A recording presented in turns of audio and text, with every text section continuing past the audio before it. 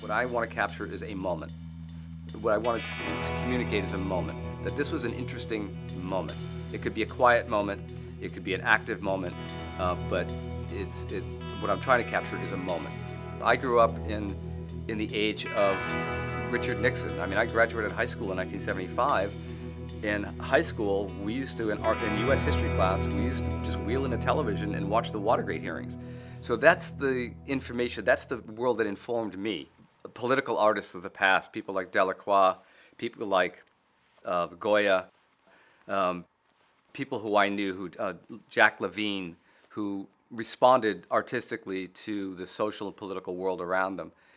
And it wasn't until the summer of 2017, when the riots at Charlottesville, Virginia happened, when I had a clear vision of a painting that I wanted to do, and I came back to the studio and produced a painting called The Hounds of Charlottesville.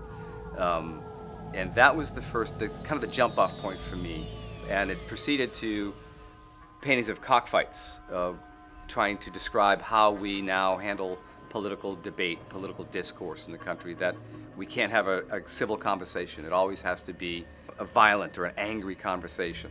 So, as an artist, what is my role? What is my responsibility to communicate what's going on in the world around me, the social world around me? I've known about the Shipyard for 25 plus years. And as an artist painting in San Francisco, once I knew about it and I would come out here to open studios and visit artists, I knew that I wanted to be out here because this was such a large art community. And the thing about being in an art community is the give and take between the artists that are out here. Every biography, every historical note I know, any successful artist or art movement is a group of artists. Now, they may not be doing the same thing, but there is the interaction, there is the cross-pollination for the artist, and that is what the Shipyard is to me. It should be an art destination, is what the Shipyard should be. I think that's a clear vision. It should be an art destination.